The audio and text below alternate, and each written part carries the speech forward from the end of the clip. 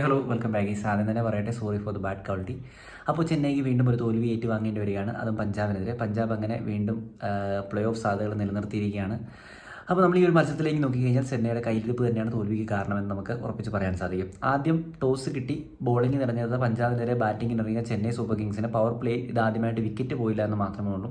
Still ആ ഒരു power play എങ്ങനെ യൂസ് ചെയ്യണമെന്നുള്ളത് ചെന്നൈ സൂപ്പർ കിങ്സിന് അറിയില്ല എന്നുള്ള വ്യക്തമായ റിസൾട്ട് നമുക്ക് കിട്ടിയിട്ടുണ്ട്. അവിടെ രഹാനെയും ഋതുരാജ് ഗെയ്ക്വാദും കൂടി ആ പവർ പ്ലേ ശരിക്കും പറഞ്ഞു കഴിഞ്ഞാൽ മുതലാക്കേണ്ട രീതിയിൽ മുതലാക്കിയില്ല. അത്യാവശ്യം ഒരു സ്ലോ ആയിട്ടുള്ള ട്രാക്ക് ആണെങ്കിലും ഒരു 185 വരെ പോകാൻ പറ്റുന്ന ഒരു ടോട്ടലുള്ളൊരു പിച്ച് തന്നെ ആയിരുന്നു ഇതെന്ന് വ്യക്തമായി നമുക്ക് മനസ്സിലാക്കാൻ സാധിക്കുന്നതാണ്. ഇപ്പോഴും ആ ഒരു പവർ പ്ലേയെ കുറിച്ചുള്ള പൊതുവായ അവബോധം ചെന്നൈ സൂപ്പർ കിങ്സിന് എങ്ങനെ യൂസ് ചെയ്യണമെന്നില്ലാത്തത് നമുക്ക് ശരിക്കും മനസ്സിലാവുന്നുണ്ട്.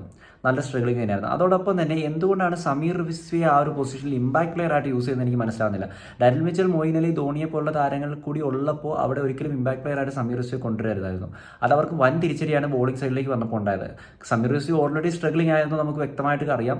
ഈ ഒരു പിച്ചിൽ അത്യാവശ്യം നല്ലതായിട്ട് പ്രൂവ് ചെയ്തിട്ടുള്ള ഡാരിൽ മിച്ചലിനെ ഉറപ്പായിട്ടും ആ ഒരു പൊസിഷനിൽ കൊണ്ടുവരാമായിരുന്നു. അങ്ങനെയാണെങ്കിൽ വലിയ കുഴപ്പമില്ലായിരുന്നു എന്ന് എനിക്ക് തോന്നുന്നു. കാരണം ഇങ്ങനെയുള്ള പിച്ചുകളിൽ കറക്റ്റായിട്ട് ഡാരിൽ മിച്ചൽ കളിക്കുന്നത് നമുക്ക് വ്യക്തമായിട്ട് അറിയാൻ സാധിക്കുന്നതാണ്. ഈ ഒരു ഇമ്പാക്ട് പ്ലെയറെ കൊണ്ട് ബാറ്റിംഗ് സൈഡിൽ കാര്യമായുള്ള ബെനിഫിറ്റ് ഉണ്ടായില്ല എന്ന് മാത്രമല്ല, ബോളിംഗ് സൈഡിൽ അതൊരു എക്സ്ട്രാ പ്രഷർ ഉണ്ടാക്കിയെടുക്കുകയും ചെയ്തു. അവിടെ തന്നെ ചെന്നൈയുടെ തോൽവി ഉറപ്പിച്ചു എന്ന് പറയാം. കാരണം ബോളിംഗ് സൈഡിൽ ഓൾറെഡി ദീപക് സർ അവിടെ ഇഞ്ചേർഡ് ആയി ബോളിംഗ് സൈഡിലേക്ക് വന്നു കഴിഞ്ഞപ്പം. അതുകൊണ്ട് തന്നെ അവിടെ ഓവേഴ്സ് കൊടുക്കുന്നതിന് കുറച്ച് പ്രശ്നങ്ങൾ വന്നു. ശിവൻ ദുബെ ഒരു ഓവർ എറിഞ്ഞെങ്കിലും എക്സ്പെൻസീവ് ആയിരുന്നെങ്കിലും ഒരു വിക്കറ്റ് എടുത്തു, അത് ഫാക്ടറാണ്. പക്ഷേ ഇത്രയും ഒരു ടോട്ടൽ ചേസ് ചെയ്യാൻ പഞ്ചാബിന് അത്ര വലിയ പ്രശ്നമൊന്നും ഒരു മൊമെന്റിൽ പോലും ഉണ്ടായിട്ടുണ്ടായിരുന്നില്ല. ബാറ്റിംഗ് സൈഡിലെ പ്രശ്നങ്ങൾ തന്നെയാണ് ചെന്നൈ തകർത്തിട്ടുണ്ടായിരുന്നത്. അത് നല്ല തിരിച്ചടിയാണ് ചെന്നൈക്കായിട്ടുള്ളത്. ചെന്നൈക്ക് വലിയൊരു തിരിച്ചടി തന്നെയാണ്. പ്ലേ ഓഫിലേക്ക് ഇനിയുള്ള മത്സരങ്ങളെല്ലാം ജയിച്ചാൽ മാത്രമേ ഒരു സാധ്യത അവിടെ നിലനിൽക്കുന്നുള്ളൂ. അല്ലാത്ത പ്രശ്നം ചിലപ്പോൾ നെറ്റ് റൺ റേറ്റിന്റെ ബലത്തിലൊക്കെ മറ്റ് ടീമുകൾ വന്ന് കയറിപ്പോകാനുള്ള സാധ്യതകൾ വളരെയധികം കൂടുതൽ തന്നെയാണ്.